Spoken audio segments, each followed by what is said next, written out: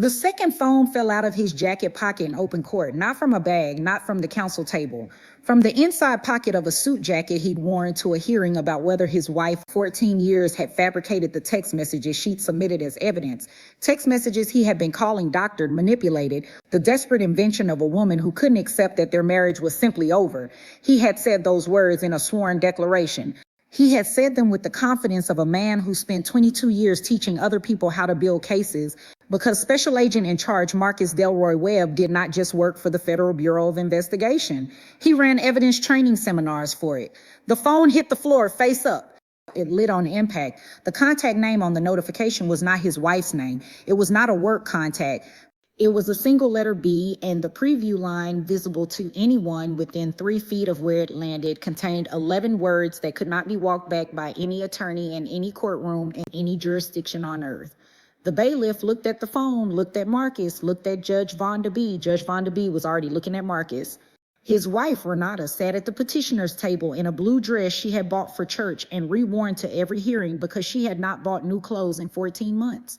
She was 43 years old. She had a master's degree in social work from UT Arlington and a caseload of 67 at-risk youth in the Irving ISD, and she had not taken a full weekend off since the separation because still and quiet were the 2 conditions under which her mind went to places she couldn't afford to go. Their daughters, Camille, 16, and Jada, 12, were with Renata's mother in Grand Prairie. Renata had asked them not to come today.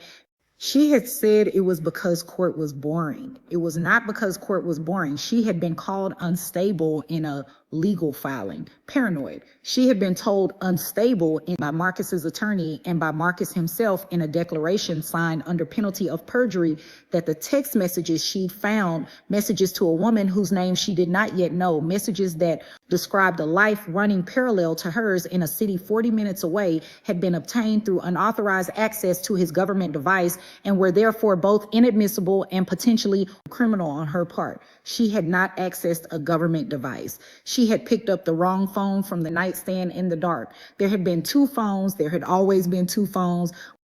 And now one of them was on the floor of the 255th Judicial District Court of Dallas County, Texas, lit up and faced forward and saying everything it had been kept in a jacket pocket to prevent from being said. Marcus's attorney, a man named Pierce, who had handled federal employee divorce cases for 18 years and had the practiced composure of someone paid specifically to remain unrattled, bent to pick the phone up. Judge Vonda B spoke before his hand reached it. "Leave it." Her voice was not loud. It did not need to be loud. The word leave landed in that room the way a gavel lands, with authority that does not ask permission. Pierce stood up without the phone. Judge Vonda B looked at Marcus. She held that look for a full 5 seconds, not with anger, not with theater, but with the specific attention of a woman who had read the file, reviewed the declarations, noted every inconsistency in the sworn testimony, and was now looking at the human being responsible for all of it and seeing him very, very clearly. "Special Agent Webb," she said, "you spent 2 decades teaching federal investigators how to establish truth from physical evidence." A pause so precise it felt engineered. The court is going to give you one opportunity to tell the truth before it establishes it for you. Marcus looked at his attorney. Pierce looked at his legal pad. Neither of them had an answer for a phone on the floor. What came out over the next 40 minutes was not a confession in the dramatic sense. It was something quieter and more complete than that, the slow structural collapse of a story that had been load-bearing for years, a lie so carefully maintained that the man who built it had started to live inside it like it was real. Her name was Bridget. She lived in Frisco. Marcus had been with her for 6 years, 2 of those years concurrent with couples therapy. He and Renata had attended every other Thursday at a practice in Addison, where he had sat across from his wife and a licensed counselor and described himself as a man fighting hard to save his marriage. He had a key to Bridget's house. He kept a toothbrush there. Her daughter, who was 9, called him by a name that was not his name. Renata had not known about any of it.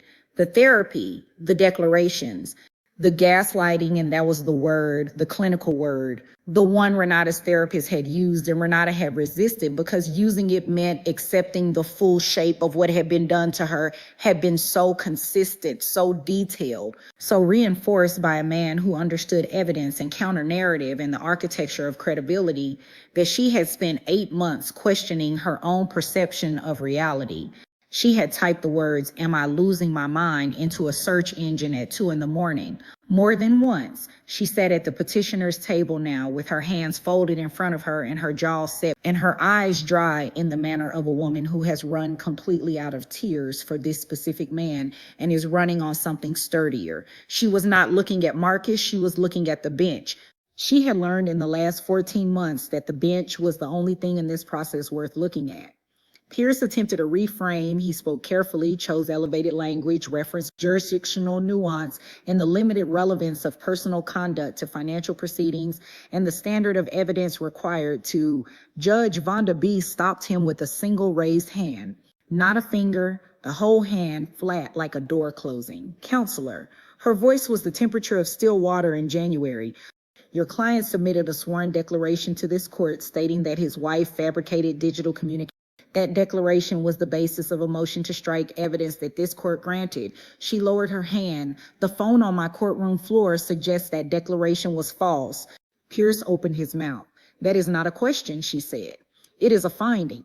From somewhere behind Renata, a woman in the gallery, her sister, who had driven from Mesquite and taken a half day off work and sat in the third row with her arms crossed since 9:15, made a sound, not words, just sound. The kind of person makes when they have been watching someone they love be called crazy for over a year and the world has finally publicly corrected the record. Marcus had not broken yet.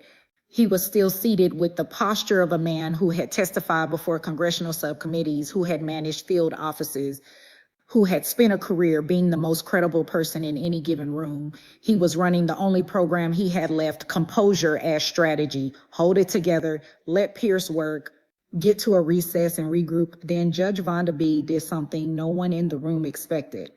She picked up Renata's original evidence submission, the one the court had struck on the basis of his declaration, and she placed it back on the record.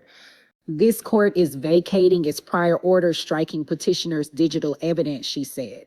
"Based on what has entered this courtroom in the last 20 minutes, that order was obtained through material misrepresentation. The evidence is reinstated." She looked at Renata directly. "Mrs. Webb, the court owes you an apology. This court acted on information that was false. That should not have happened, and it will not compound." Renata blinked. Once, twice. No one had apologized to her in 14 months. Not Marcus, not Pierce, not the process that had taken his word over hers because he wore a badge and spoke in the measured cadences of a man accustomed to being believed. A judge had just looked at her and said, "You were right and we were wrong, and it ends today."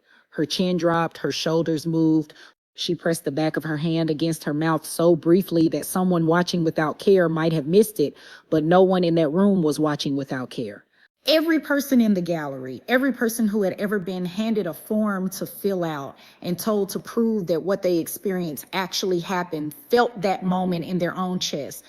Marcus Webb broke 4 minutes later, not when the phone was found, not when the name Bridget entered the record, not when Judge Vonda B vacated the order that had been his greatest legal victory in these proceedings. He broke when Judge Vonda B asked for the purpose of the parenting plan that he described his current living situation, and he had to say out loud in front of a court reporter and a bailiff and a gallery and his wife of 14 years and the God his wife had been praying to since this started, that he maintained a second residence with a woman he had been seeing for 6 of the 14 years. He had asked Renata to keep trying. He put his face in his hands. The room did not react with satisfaction. Rooms in the 255th rarely do. The sound it made was the sound of people who came for resolution, not theater, witnessing a man finally located by the truth he had been outrunning. Pierce put a hand on his client's shoulder. Marcus did not lift his face. Judge Vonda B waited. She let him have the moment, not as mercy, not as punishment, but as witness. She believed that people should have to sit inside what they've done long enough to understand its actual dimensions. She did not rush him. She did not speak over him. She simply waited until he raised his head, until his eyes were red and his composure was gone, and all that remained was the actual human being underneath the credentials and the declarations and the 22 years of the Federal Bureau of Investigation. Then she ruled joint custody was denied. Primary conservatorship to Renata with structured visitation contingent on full financial disclosure, Judge Vonda B made clear, would be verified independently given the respondent's documented willingness to submit false information to this court. Child support calculated on verified federal salary and benefits. A formal referral filed with the FBI's Office of Professional Responsibility regarding the false declaration, because a sworn statement to a Texas district court is a sworn statement, and the 255th does not file referrals selectively based on the professional prestige of the person who lied. She looked at Marcus one final time. You built a career on finding the truth when people tried to hide it, she said. This court found yours. He had no answer.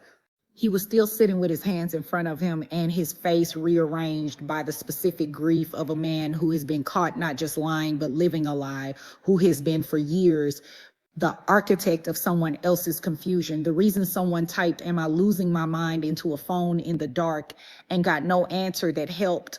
Renata gathered her documents with the careful deliberateness of someone who is not yet ready to feel everything but knows it's coming. She stood, she straightened her blue dress.